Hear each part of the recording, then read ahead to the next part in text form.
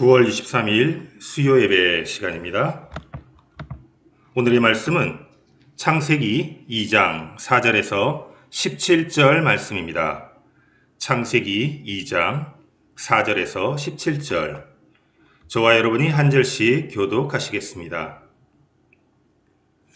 이것이 천지가 창조될 때에 하늘과 땅의 내력이니 여호와 하나님이 땅과 하늘을 만드시던 날에 여호와 하나님이 땅에 비를 내리지 아니하셨고 땅을 갈 사람도 없었으므로 들에는 초목이 아직 없었고 밭에는 채소가 나지 아니하였으며 안개만 땅에서 올라와 온 지면을 적셨더라.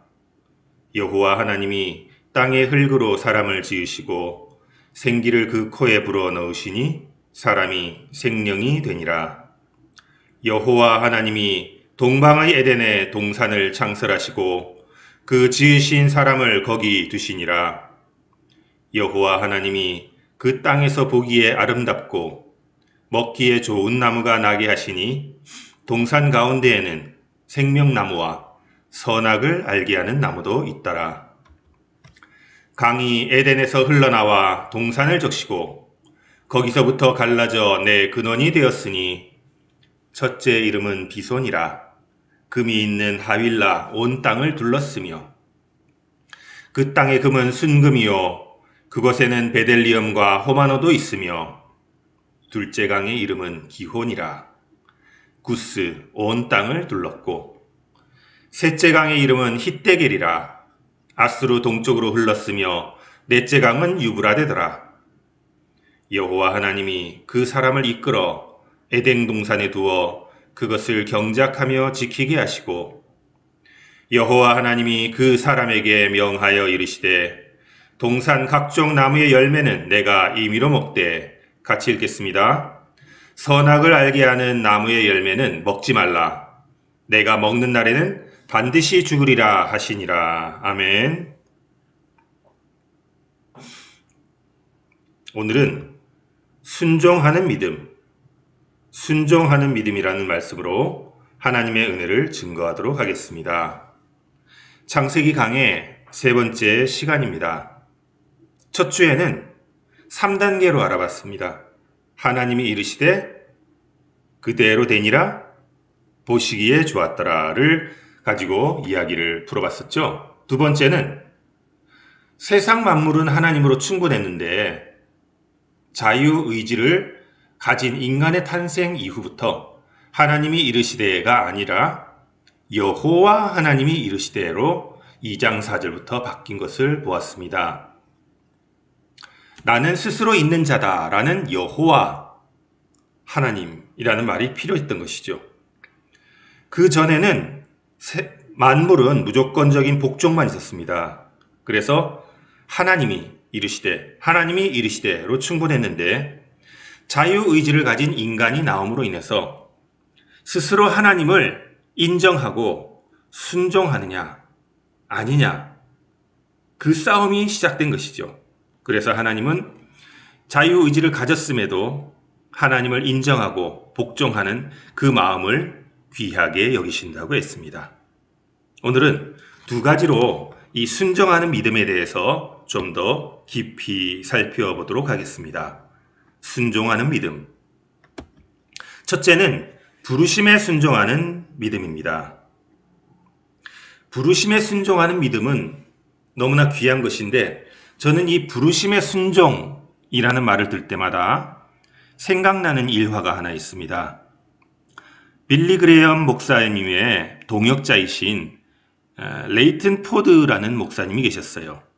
이 레이튼 포드 목사님이 서부 아프리카에 전도를 가게 되었는데 어느 공항에서 비행기를 갈아타게 되었습니다. 거기서 대기하다가 어느 선교사님을 만나게 되었어요.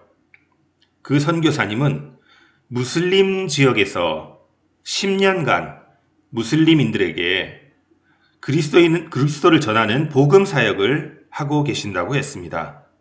그러자 레이튼 포드 목사님의 일행 중에 한 분이 선교사님에게 물었습니다. 자, 10년간 하셨으면 그 회심자가 많이 있겠네요. 몇 명이나 크리스찬이 되었습니까? 라고 물었습니다. 그러자 그분은 간단하게 2명입니다. 라고 이야기를 했어요. 그러자 다들 이렇게 말합니다. 아니, 10년에 2명밖에 전도를 못했으면 뭐하러, 무엇 때문에 거기 있습니까? 그렇죠. 10년의 세월일에 비한다면은 2명의 회심자라는 것은 너무나 작은 숫자일 수도 있겠죠. 그런데 그분은 오히려 물어보는 사람이 너무 어이없다는 듯이 그들을 쳐다보면서 이렇게 말합니다. 이곳에 왜 있냐고요? 그 이유는 예수 그리스도께서 나를 이곳에 두셨기 때문입니다. 그 이유 때문에 제가 이곳에 있습니다. 전도의 결실이 많건 적건, 성도의 수가 많건 적건, 예수 그리스도께서 나를 이곳에 두셨다면 내가 거기 있는 믿음, 부르심에 순종하는 그 믿음, 이 레이튼 포드 목사님을 만난 선교사님은 그렇게 믿음으로, 부르심에 순종하는 믿음으로 거기서 묵묵히 사역을 감당하고 계셨고 당연하다는 듯이 그곳에서 사역을 하신 것입니다. 저는 이 일화를 생각할 때마다 우리나라에서 처음으로 순교당하신 토마스 선교사님을 생각합니다. 대동강을 건너다가 제대로 예수 한마디 전하지도 못하고 순교당하신 토마스 선교사님. 남들이 보기에는 아까운 죽음이요, 그저 생명이 낭비되었다고도 볼 수가 있을 것입니다. 조금 전에 말한 무슬림 지역에서 10년에 2명 전도한 것보다도 더 아까운 아무 결실이 없으니, 말조차 못해봤으니 얼마나 아까운 희생일 것입니까? 하지만 우리 인간들의 생각과는 다르게 하나님은 역사하셨습니다. 토마스 선교사가 죽어가면서 건네준 그 성경책이 우상 숭배에 물들어 있던 조선이란 나라에 복음의 씨앗이 되었던 것입니다. 10년 동안 무슬림 2명을 전도한 그 선교사님으로 인해 복음의 씨앗이 아프리카 지역에 전달되었고, 토마스 선교사로 인해 복음이 우리나라에 전달되었습니다. 하나님의 역사는 이렇게 인간의 계산을 뛰어넘는 것입니다. 우리 말씀의 숲 교회도 이제 개척한 작은 교회입니다. 사람들이 저에게 광주 오포에 있습니다 라고 할 때마다 물어봅니다. 광주 오포에 개척한 이유가 무엇입니까? 잘 아는 곳입니까? 그 질문에 대해 저는 대답할 말이 없어요. 제가 아는 것도 아니고 아는 사람이 있는 것도 아니고 생전 처음 가보는 오포 양벌리. 왜 거기에 교회를 개척했는지 저는 사실 잘 모릅니다. 하지만 오늘 그 선교사님의 이야기가 제 마음을 사로잡습니다. 이곳 오포 양벌리에 왜 있냐고요? 그 이유는 예수 그리스도께서 나를 이곳에 두셨기 때문입니다. 그 이유 때문에 제가 이곳에 와 있습니다. 그렇습니다. 저뿐 아니라 여러분들도 왜 이 작은 개척교회에 와 있습니까? 큰 교회도 많고 보기에 좋은 교회도 많은데 왜 작은 말씀의 숲교회에 오신 것입니까? 그것은 하나님께서 여러분을 이 땅에 이곳에 부르셨기 때문입니다. 그리고 이곳에서 진정한 하나님의 말씀을 깨닫게 하시고 알게 하시고 하나님의 말씀을 읽어나가게 하시고 하나님의 뜻을 가르쳐 주기 위해서인 것입니다. 이곳이 작은 양벌리의 한 상가교회, 하지만 세계를 품는 교회, 세계로 선교하는 교회, 하나님의 말씀을 가장 중요한 가치로 여기는 교회, 그 교회에 여러분은 하나님께서 두셨기 때문에 이곳에 와 있는 것입니다. 지난주 한결이의 고백처럼 이만하면 됐지, 1년 된 교회가 이런 교회에 있으면 나와보라고 해. 교회의 크기와 상관없이 이런 당당한 마음을 품읍시다. 10년에 2명 됐으면 어때? 하나님이 나를 이곳에 있으라고 했으니까 있지. 내가 대동강 건너다 목숨을 잃으면 어때? 하나님이 그곳에 가라고 했으니까 갔지. 우리 하나님께서 이곳에 보내셨으니 내가 이곳에 있고, 하나님께서 내 인생을 이끄시니 내가 그 이끌림대로 하나님과 동행하며 살아간다 하는 그 부르심에 순종하는 믿음이 저와 여러분에게 있게 되기를 축원합니다. 이 부르심의 순종, 아담에게도 하나님은 부르심에 순종하는 믿음을 요구하셨습니다.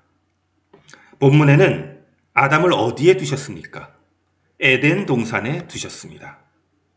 그래서 아담과 하와가 왜 에덴 동산에 있습니까? 그 이유는 하나님께서 거기 두셨기 때문이죠. 하나님께서 아담과 하와를 통해 인류를 아름답고 행복하게 살아가게 하는 계획을 가지고 계셨습니다. 그래서 아름다운 에덴 동산을 창설하시고 아담을 거기에 두었습니다. 8절 9절 읽을까요? 시작. 여호와 하나님이 동방의 에덴에 동산을 창설하시고 그 지으신 사람을 거기 두시니라. 여호와 하나님이 그 땅에서 보기에 아름답고 먹기에 좋은 나무가 나게 하시니 동산 가운데에는 생명나무와 선악을 알게 하는 나무도 있더라. 아멘. 에덴 동산은 참으로 아름다운 곳이었습니다. 보기에도 아름답고 먹기에 좋은 나무가 많이 있고 사람이 살기에 너무나 좋은 환경들로 가득 차 있었습니다. 그리고 무엇보다도 물이 풍부했는데 생명의 근원이 되는 4개의 강이 거기에 있었습니다. 읽어볼까요? 시작. 강이 에덴에서 흘러나와 동산을 적시고 거기서부터 갈라져 내 근원이 되었으니, 야, 에덴 동산이 강의 근원이 되었다는 것이에요. 물이 풍부한 강. 그래서 동물과 식물이 넉넉히 먹고 자랄 수 있는 그 강. 그것이 에덴 동산이었던 것입니다. 아름답죠? 첫째 이름은 비손이라. 첫째 강의 이름은 비손. 금이 있는 하윌라 온 땅을 둘렀으며 그 땅의 금은 순금이요. 그곳에는 베델리엄과 호마노도 있었다. 얼마나 아름답습니까? 금이 그 땅을 두르고 있었다고 해요. 야, 이곳이 어딘지 알면 우리가 가서 금을 캐오면 전부 다 부자가 되겠죠. 둘째 강의 이름은 기혼이라. 구스 온 땅을 둘렀고. 자, 비손은요. 첫째 비손은 인도, 지금의 인도 지역입니다. 빨리 가서 금을 캐와야겠죠. 그리고 기혼이라는 것은 구스 땅이라 그랬는데요. 구스가 아프리카의 구스를 이야기하는 것이 아니고 역시 아수르 동쪽 지방을 이야기하고 있는 것입니다. 지금 바벨론, 아수르가 아니고 바벨론 지역이 기혼, 구스 지역입니다. 근데 아쉽게도 이 비손강과 기혼강은 그 노아의 홍수 때 유실이 되었습니다. 그래서 그 흔적을 찾아볼 수가 없어요. 아깝죠? 금을 캐러 가지를 못하겠네요. 둘째 강의 이름은 기온이었고 셋째 강의 이름은 hitdegel이라. 아수르 동쪽으로 흘렀으며 넷째 강은 유브라데더라. 우리가 드디어 알고 있는 이름이 나왔습니다. 유브라데. 어성경 하면서 창세기에서 유브라데와 또 하나 강이 있었죠. 티그리스 강. 그리고 강과 강 사이 문명을 메소포타미아 문명이라고 했다 그랬죠. 그래서 유브라데와 이 hitdegel이라는 말이 바로 그 티그리스 강을 hitdegel이라고 합니다. 그래서 티그리스와 유프라테스, 그 강이 에덴 동산이 바로 그 비옥한 그 토지, 그곳에 벌써 있었던 것이죠. 그래서 창세기 처음부터 메소포타미아 문명, 풍성한 메소포타미아 문명은 벌써 예비가 되었습니다. 에덴 동산은 그렇게 아름답고 비옥한 곳이었고 그곳을 누가 다스리게 했다고요? 바로 아담에게 다스리게 했죠. 바로 우리 인간을 그렇게 사랑하신 하나님의 계획을 창세기 2장에서 우리가 알게 되는 것입니다. 창세기 8장에는 아담과 하와를 만드시고 동방의 에덴에 거기 두시니라. 그리고 10절에 에덴을 중심으로 4개의 강이 흐르며 메소포타미아 문명이 준비되었던 것이죠. 세상의 역사는 이렇게 하나님의 부르심대로 흘러갑니다. 사랑하는 성도 여러분, 아까 설교의 초기에 우리가 살펴보았던 것처럼 우리는 부르심에 순종하는 사람이 되어야 합니다.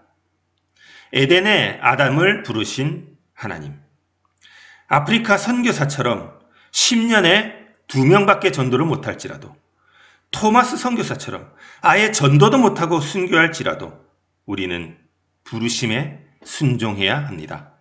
내 인생에 하나님께서 쓰신 계획을 아직은 알지 못하더라도 그 부르심에 순종하며 걸어가야 하는 것이죠.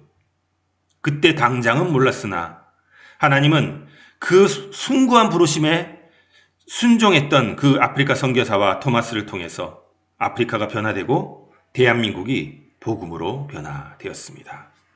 우리 말씀의 습교회, 작은 상가에 1년에 눈에 띌 만큼 부흥이 일어났지 않았더라도, 코로나로 모든 것이 막혀 있는 것처럼 보일지라도 하나님께서 우리를 이곳에 보내셨으면 우리는 그 부르심에 순종해야 하는 것이죠. 부르심에 순종할 때 하나님의 역사는 일어납니다. 하나님께서 원하시는 때에 하나님의 방법으로 역사가 일어나게 되는 것입니다. 우리는 그때를 묵묵히 기다리며 백세에 응답받은 아브라함처럼 믿음을 잃지 말고 순종합시다. 그리하여 하나님께서 우리에게 부르심에 순종한 그 믿음을 보시고 잘하였도다, 착하고 순종한 나의 종아라는 놀라운 축복의 말씀을 우리에게 해주실 것입니다. 아멘. 이렇게 부르심에 순종하는 믿음에 이어서 두 번째, 언약에 순종하는 믿음으로 나아갑니다. 15절 시작. 여호와 하나님이 그 사람을 이끌어 에덴 동산에 두어 그것을 경작하며 지키게 하시고. 아멘. 여기서 인류 최초의 노동이 나오죠. 그것을 경작하며. 사실 2장 15절 앞에 2장 5절에 이 노동은 벌써 예비가 되어 있었습니다. 읽어볼까요? 시작. 여호와 하나님이 땅에 비를 내리지 아니하셨고 땅을 갈 사람도 없었으므로 들에는 초목이 아직 없었고 밭에는 채소가 나지 아니하였으며. 아멘. 땅을 갈 사람이 없었다. 그리고 15절에 드디어 아담으로 그 땅을 경작하게 하셨다. 이것이 하나님의 계획이었습니다. 노동은 신성한 것이죠. 우리가 살아가며 노동은 우리 삶 속에 뗄래야 뗄 수 없는 것입니다. 그래서 이 노동을 통해서 하나님은 또 우리에게 언약을 주십니다. 읽어볼까요? 시작. 여호와 하나님이 그 사람에게 명하여 이르시되 동산 각종 나무의 열매는 내가 임의로 먹되. 야, 동산 각종 나무의 열매를 너가 경작하고 잘 길러서 풍성하고 땅에 맺히게 해서 너가 임의로 먹어라. 신성한 노동을 하나님께서 허락하셨습니다. 그러나 17절 시작. 선악을 알게 하는 나무의 열매는 먹지 말라. 내가 먹는 날에는 반드시 죽으리라. 아멘. 이 17절, 이 선악에 대한 나무의 열매를 먹지 말라, 반드시 죽으리라 한 것이 바로 인류 최초의 언약입니다. 언약이라는 것은 두 사람 사이에 맺어지는 것입니다. 또는 두 국가 사이에 맺어지기도 하죠. 즉 사람과 사람 사이나 국가와 국가 사이의 약속이 언약입니다. 언약을 통해 두 사람 사이에는 특별한 관계가 형성이 됩니다. 서로 공격하지 말자, 서로 침략하지 말자, 서로 우리 약속을 지키자, 이런 것들이 형성되는 것이죠. 그런데 이 창세기 2장 16절 17절은 사람과 사람 사이의 지킴이 아니라 놀랍게도 하나님과 사람 사이의 지킴, 약속, 언약이었던 것입니다. 하나님께서는 동산 각종 나무 열매는 너가 잘 길러서 너가 마음대로 먹어라. 그러나 단 한 가지, 선악을 알게 하는 나무의 열매, 그것 하나만은 먹지 말아라 라고 한 것이죠.